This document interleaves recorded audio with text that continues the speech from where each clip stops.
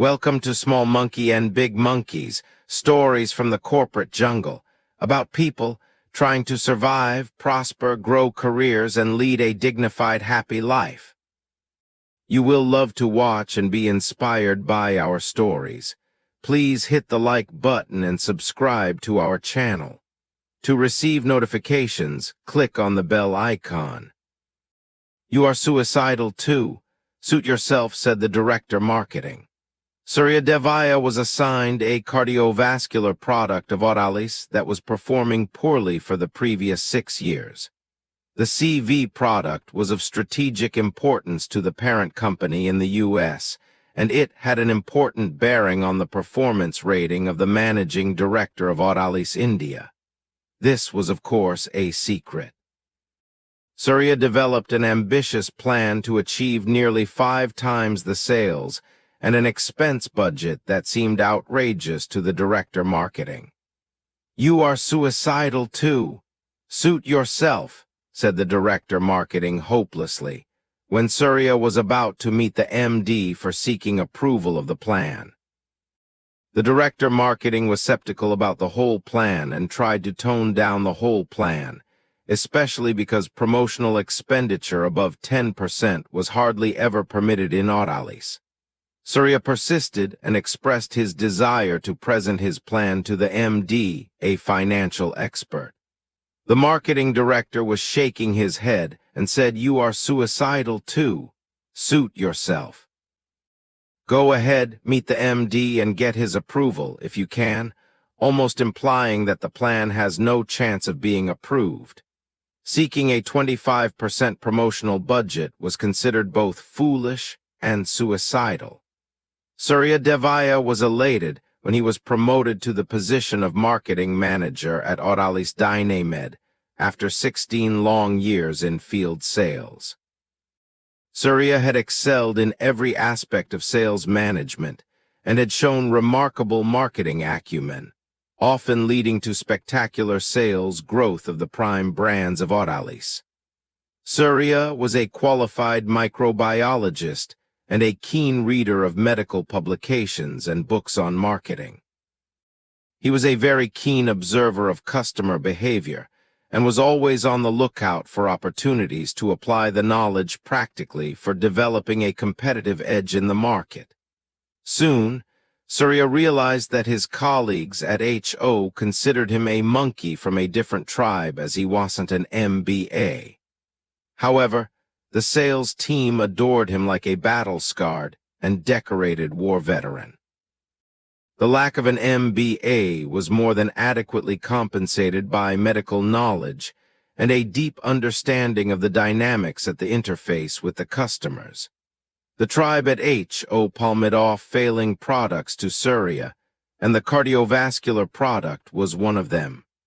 One senior colleague said that Oralis was a peaceful company where the status quo was important.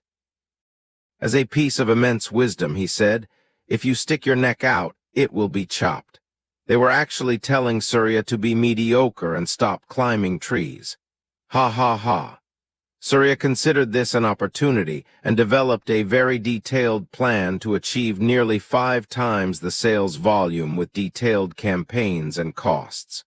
The proposed promotional budget was nearly 7 times the previous allotments. There were contingency plans to hold back on expenses if the projected results were falling short. More importantly, the expenses would be optimized or saved if the goals were achieved. The MD studied the plan intensely for about 10 minutes and then asked detailed questions about the campaigns and how they would translate into sales.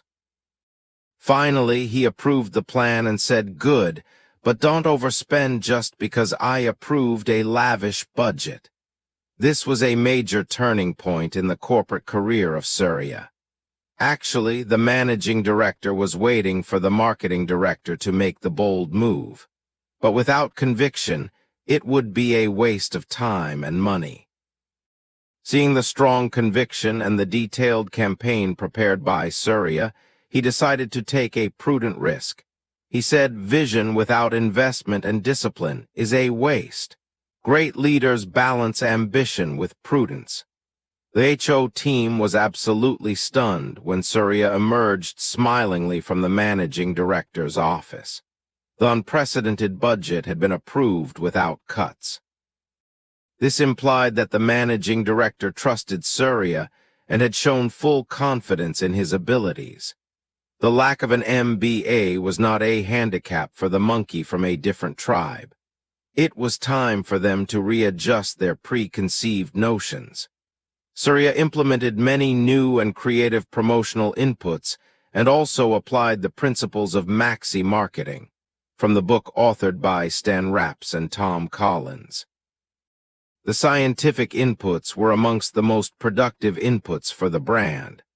Surya paid a lot of attention to the internal customers and implemented quite few measures to keep their morale high. At the end of 1 year, the projected sales objectives were surpassed by using only 60% of the promotional budget. Surya was gradually being perceived as a big monk by the sales team due to his helpful nature and useful advice.